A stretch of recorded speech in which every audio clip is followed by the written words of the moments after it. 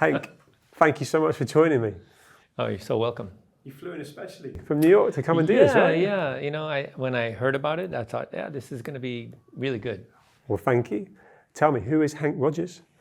Well, okay, so Henk Rogers is a computer game designer turned entrepreneur, publisher, father of 4, grandfather of 9, and now I'm a climate warrior fighting climate change. You've still got a major glint in your eye. There's so much you've already done. You could have stopped. We were just talking about Hawaii before we started filming, right? But you're not there now, you're talking with me. What's driving you? What's keeping you going? You know, there's so many things that need to be fixed in the world, and I feel that, you know, I've gained some, how can I say, some abilities in my career, and I need to use those abilities to do something good. That's brilliant. So what's the purpose? So the abilities along with experience, right? You've got so much maturity, perspective.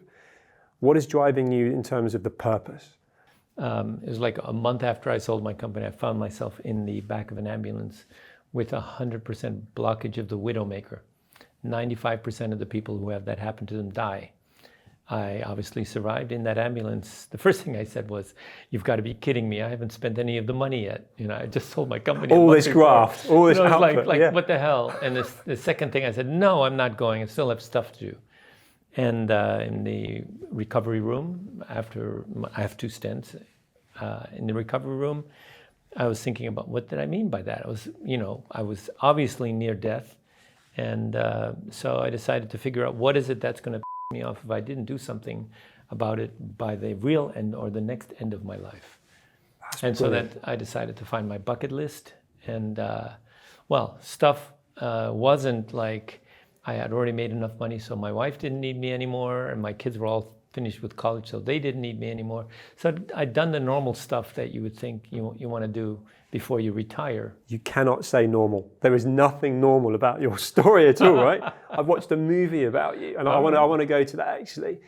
You know, the risks you took. You know, if anyone has watched Tetris and knows your story, and we'll talk about that, but the risks you took, signing up your in-laws' land, putting everything on the line, which included your health, your own safety.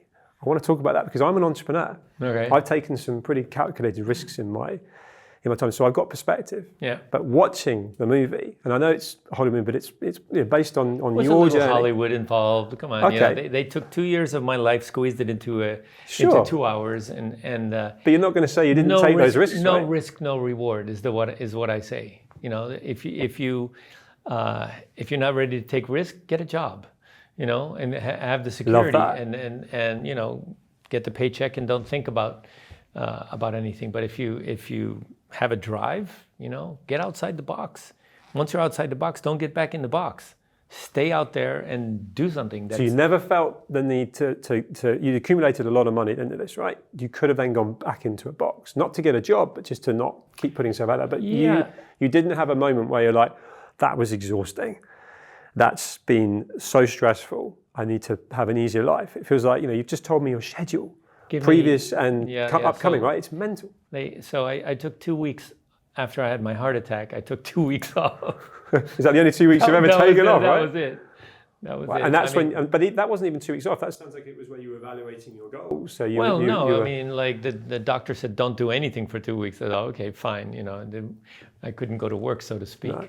So that's where you were plotting and planning your next. Oh, yeah. Yeah, so you're not doing anything. Some people get a parasol, sit on a beach, and switch off. I find that so difficult to do. Like if you gave me a beach and said, sit here for a couple of hours, I would go nuts. Yeah, I can tell. Hyperactive, I want to do something. I would be looking like, what's behind the beach? Or I might build a sandcastle or whatever. But I mean, I would do something. I wouldn't.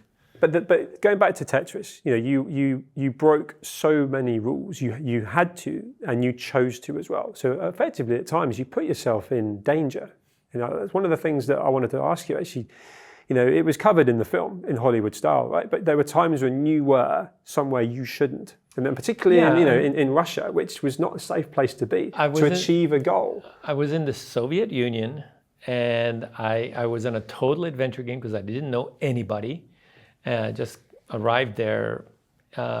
Basically, I looked at it as an adventure game, and it was trying to find, how do I find a Lorg? I couldn't find There was no information. I went to, there was an information desk in my hotel. I went to the information desk. I said, Elektronorgtekna. I even wrote it down. Niet, and then I said, oh, maybe it's under Elorg, ELO.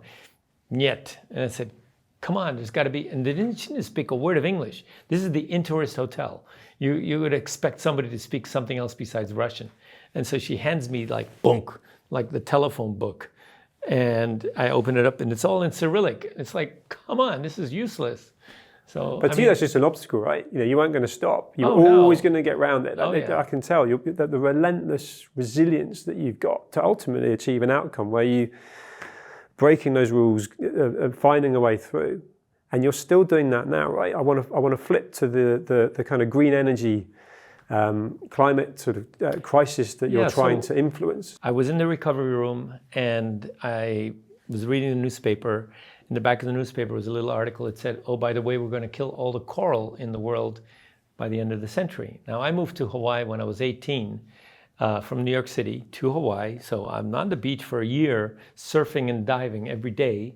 I fell in love with the ocean. What 18-year-old wouldn't? And so that's so callous to say that we're going to kill all the coral in the world, by the end of the century. What's causing that? Ocean acidification. What's causing that? Carbon dioxide. What's causing that? We are. Okay, mission number one, obvious, end the use of carbon-based fuel. And because Hawaii was my home at the time, I said, well, I'm going to end it in Hawaii first, because I believe we got to clean up our room before we ask somebody else to clean up their room. I had no idea how to go about any of this, and I started. Sounds familiar. Yeah, I had no idea. It works for you. Yeah, and so, but I don't know how I'm going to do it, but I'm going to do it. That's it. Brilliant. And that's really how we all need to start every journey.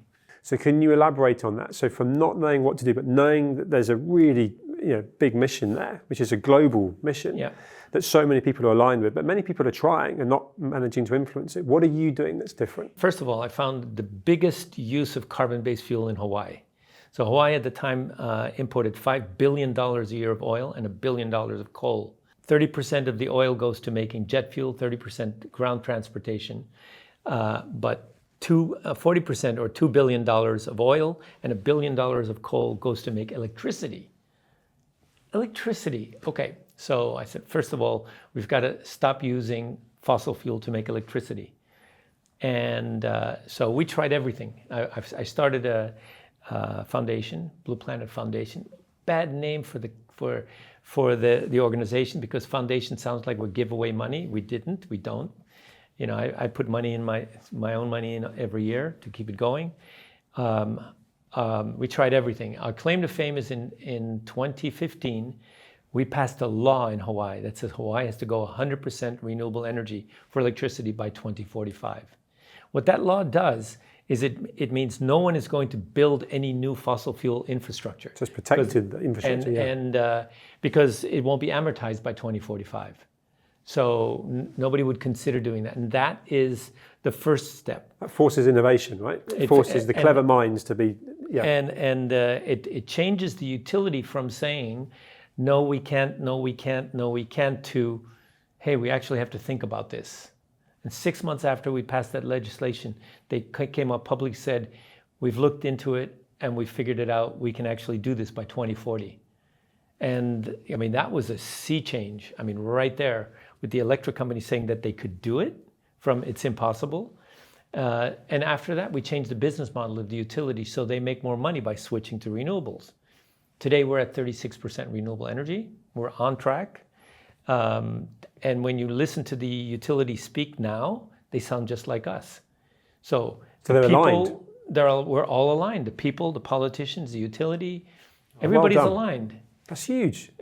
And so once that happened, once that started to happen, we understood it. It moved across the country. 15 other states have that same mandate, starting with California, but also including New York, Illinois. Over 50% of the people in the U.S. now live with a mandate that said they have to go 100% renewable energy by somewhere around 2045. So you're actually having a massive influence on something that affects all of us from a multi-generation point of view coming through, right? And what would you say if I asked you from a legacy point of view, when I'm going to bring Tetris back in, which is how we would all kind of know you to this point. I'm learning about this green energy side of things now. Yeah. If you were to be taken off the planet in 10 years' time, is it talking about Tetris and the huge numbers there, or is it about the... Yeah, it's about climate. I want people to remember me about climate. That's your legacy. Yeah. Yeah. It's interesting because you've been able to do this through pursuing the entrepreneurial sort of endeavors you had and all the risks you took to now be able to give so much back. Yeah. Which actually must be quite fulfilling because you put some serious graft and effort in, and now you're in a position where you can financially influence, but also going back to how you ducked and dived and nothing's going to stop you. What a person to have influencing our potential future of the planet. I think young people, a lot of young people, specifically gamers, who have that drive to actually, the epic win, it's called an epic win. And they all strive for the epic win. That kid that beat Tetris, a couple of months ago, epic win. He was so like, yeah, we did it. And that's what I need young people to understand. We need to have an epic win and fix climate change. That's the epic win. We also need role models. And that's exactly what you're doing there, right? You are a role model. And actually it joins up gaming. It's often associated as a young person's game. But I'm 47. I had a Game Boy. I played Tetris at school. And I'm not just saying that, and I know how good it was. And then you looked up and all your mates were a bit like what it's like now when you look up and everyone's on their phones on social media. But that's what started that whole thing. But role models, do you see yourself as that? Because you are. I don't think of myself as a role model, but I realize that I am. I've always been. I'm the oldest of 15. I've been a role model for my siblings, and then a role model for my children, and then a role model for the people that work for me in my various companies. So I don't actually think of myself as a role model, but I don't do anything like ridiculous that would make, my role model wouldn't do that, that kind of thing. I get it. But you're leading by example, right? Yeah. And you've got a book that's come out. Yeah. How much of your book is about the journey that we all would know from the film and that sort of got you to where you are now, and how much of the book is then going into what you're doing now? The book is mostly my computer game career. Understood. And so it starts with me. How did I get in computers? How did I get into gaming? What's my early career? So yes, there's a lot of it. A lot of my computer game career has to do with Tetris, and so you'll find that everything. It started. I wrote the book because of the movie, because the movie has so much Hollywood in it. It's like the story is, I would say, at least as good in reality as it was in Hollywood. And you just can't take a career of 30 years and squeeze it into 2 hours and really get the message across. And so if you want to know what really happened, read the book. It's called The Perfect Game. What are the big differences that potentially sound like there was a little bit of grating there? Is there anything that could have been done differently or better that would have made you more pleased with the film? I'm just picking up on the fact that there's a little bit there that you've written the book that tells the real story. Yeah. So, but how much of it was Hollywood changing things a little bit? Yeah, it was Hollywood changing things, but I can tell you about the first time I saw the movie. First of all, I read the script. I worked on the script. They would let me change the things that had to do with Moscow in 1989, that kind of stuff. But they wouldn't let me touch the Hollywood stuff, like car chase and sleeping with the interpreter and all that. That was Hollywood. It's good to know. It's Hollywood, and it's fine because what they had to do was they had to take this 1.5 year long saga and squeeze it into 2 hours. So what's missing in the movie is what I'm doing now. Yeah. Well, I'm really glad we've been able to talk about that. Which is really super interesting. Which is much more important than the movie. And frankly speaking, when the first time I watched the movie, I cried several times, and I cried about things that never happened in real life. So you were emotionally invested in it. Yes. You were enjoying it. Well, that's good because it is entertaining. I watched it with my wife, and she really enjoyed it. She knew I was going to be talking with you today, and she enjoyed it as a story. Yeah. And we again talked about it afterwards, and she was just like, "He's an animal." He's So to know that I've already repeated it. So to know that you're doing something so important is inspiring. I want to just touch on computer games. I was the kid that played Tetris growing up, and countless people now grow up and computer games are multifaceted. You know, you can immerse yourself into gaming now with Fortnite and so on. Where do you sit with it, and what involvement do you still have in gaming? When I started my game career, that I would never work on a game that I didn't want my children to play. I think that's a simple rule of thumb, because there's so many violent games out there. And would I want my children to play, I don't know, Counter-Strike? Not really. I know they have, and I don't forbid them to do it, but I wouldn't consciously help that side of the business move forward. I think that where the gaming industry has gone is like amazing. You know, it's outgrown the movie huge, business. Right? It's outgrown the movie business. You know, how big is the movie? We should be having Oscars. You know, no, it's true. Yeah, it is true, because the business is that big, and you know, that's the revenues are there. The revenues are, you know, have surpassed movies. So, but we need to have a little bit of how can I say, a little bit of like, what are we doing to our children in that space? It's really should be something. It's really interesting what you said. Just on that, actually, there's an addictiveness that goes with games. You could say there's an addictiveness with Tetris. I remember what it was like to try and put it down, and you'd have a really good roll, and you get a really high score, and then it would end. And you put it, or you'd be happy, but you put it down, and then there's this whole like, and you go back to it. Yeah. And we now know that whether it's social media or gaming companies are fighting for your attention. So there's an addictiveness that goes in.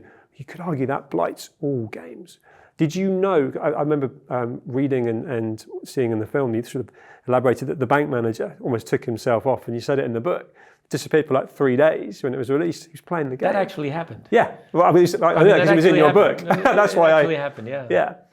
Where do you stand with the addictive side of things and relating that to Tetris? You know, television is addictive. Football is addictive. They're all addictive. They're all addictions. We want to do them. And if you go back in time, like go a couple of 100 years or 100 years ago, we were preparing our children for a lifetime of physical labor. And so sports were really important. Be healthy and strong. But now we are preparing our children for a lifetime of mental labor. You know, be in that computer, understand the computer world. And games are a window into that world in the future. Games are immersive, but so will work will be immersive in the same way. Yeah. And so the children who actually play computer games will have a big advantage over those who don't. It's really interesting. And, I don't look at it as a bad thing. It's just, no, it not is. at all. I just wanted to hear it from you, because I never felt like it was an unhealthy thing for me to doing. And here's something as well. A good friend of mine I went to school with, who was equally playing games, found out that fighter pilots would play computer games, particularly the fighting games, not the, hey, they went around, but the sort of Mortal Kombat fighting games, because of the combinations of moves that would be put in, and it was stimulating their brain, which of course... Oh, it's more than that. It's more than that. You know, recently there was this, I watched this video about the Ukrainian in the it's not even a tank, it's a personnel carrier, and they took out a Russian tank. And how did you do that? As well, I played the game, and in the game I targeted they have like a camera thing on top, just hit that thing over and over and over and over again so that they can't see. Wow. And so he actually learned how to fight that was the Bradley. The Bradley took out a Russian tank. And so these simulations are so accurate. You know, race car drivers. I was just about to say race simulator. They're in the simulator, and they go to a track they've never ever raced at before physically, and they're on the lap times. They know exactly when to brake and corner and all that. Yeah. So it does have a role to play, if you like, as well as that, because that was where I was going from, flipping it as a negative addictive. Actually, if you are doing something that is benefiting you, and that's sort of where I was sort of going with that. If you think about exercise machines, like a running machine, what a waste of time that is. You know, like what are you doing? Spending hours in lifting weights or running, but you could say that's all a waste of time. You're building up muscles that you're never going to use. You know, that kind of thing. Bodybuilding, are you serious? That's interesting. So you could say all of that is a waste of time, but you're actually getting healthy. Yeah. And so it's not a waste of time. Not at all. And you look super healthy. You look like you keep in shape and look after yourself. You have had, at times in your life, no time for that. Going back to building up Tetris and so on, and you're active and busy now. You just told me, you said you were flying out tomorrow night. What are you doing to look after yourself, both physically but also mentally? Physically, I walk a lot. I live in New York most of the time. So in New York, I'm walking and playing table tennis. Whenever I have a couple of hours, and then I'll hire a coach and play table tennis. When I'm in Hawaii, my brothers are all playing pickleball. So I'm playing pickleball in Hawaii. Or hiking by my ranch. I have a 1,300-foot elevation hill behind, and I climb that hill once a week when I'm there. Mental health, I just don't take stress. Sorry, why? What's the point of stress? So people always ask me, like, how can you travel so much? I'm on this trip. I'm actually from New York to London, London to Abu Dhabi, Abu Dhabi to Tokyo, to Hawaii, to Seattle, to San Francisco, back to New York. That's a typical trip for me. And I was once at an airport, and the flight was canceled, and we all lined up to get rescheduled. And there's an old man. He walked up to the front of the line and started yelling at the lady. And he was turning red. And I said, this guy is going to have a heart attack. And I made up my mind that I was never going to be that guy. I was never going to be that guy. I can't imagine you being anywhere close to that. And then the decision that I made that day was that I was never going to take stress from travel, no matter what happened.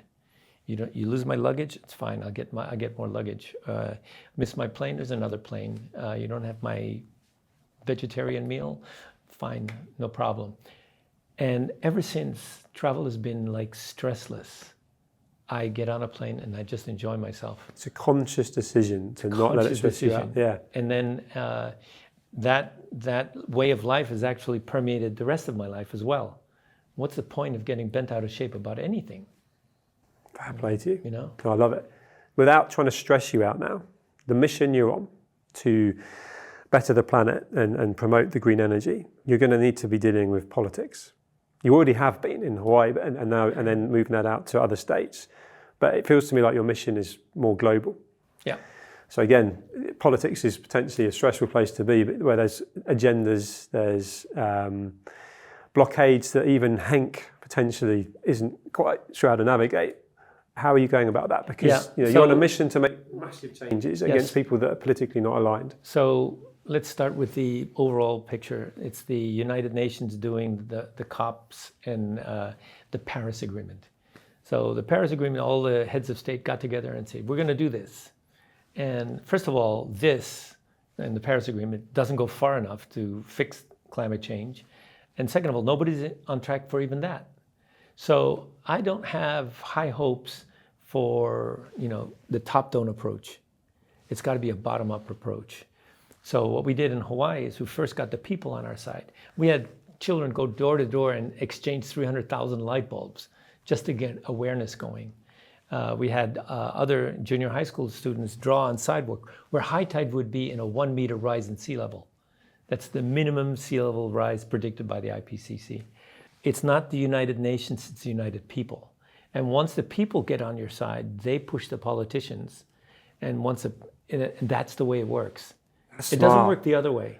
That's it works, community, it works right? This way. Yes. That's community. So actually what you need, anyone watching, listening to this can ultimately get involved in this at some point when you're trying to engage the community in the different ways, right? It's when we, the people, demand that we're switching to some other energy source, when we stop buying internal combustion engine cars. Can you scale that? I mean, I guess that would be using social media. That's why I'm here. Understood. I'm with you now. I love that. Yeah, so what can the people do to align with the mission? Because I mean, why would we not want that? I've got 2 daughters, 13 and 15. They're my legacy, right? They're growing up. They love snorkeling. They love the oceans. Make decisions in your life that help make the world a better place. If you have a choice between plastic or porcelain, choose porcelain. If you have whatever your choice is, you have all these little choices that you can make. I stopped eating beef. In Hawaii, my ranch, my house, off-grid. I have electric vehicles that I only charge at the ranch or at the house. So my transportation, ground transportation is zero, basically. It's solar. maybe it's because I've made some money in the computer game business that I'm able to be ahead of everybody else in terms of that. Just like flat screen TVs used to cost $10,000 or 10,000 pounds. Now they cost $600 at Costco. So renewable energy is going that way as well. Yeah. Things are going to get cheap and more affordable, and then people can make the choice. I think renewable energy is already much cheaper. In Hawaii, for example, electricity used to cost, the cost to the utilities 25 cents per kilowatt hour for oil.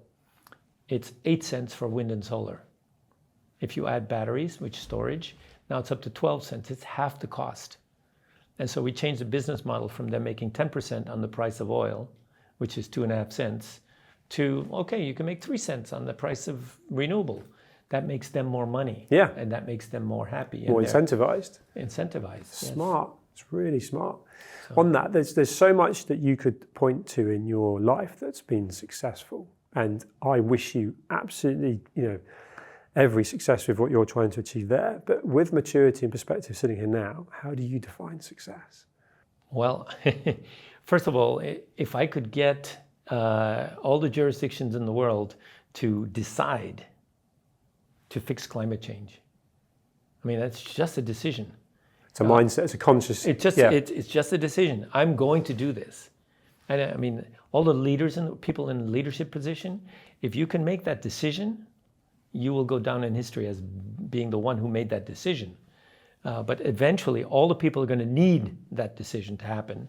And the sooner we make that decision, the better we off, the better world we leave for our children. Yes, 100%.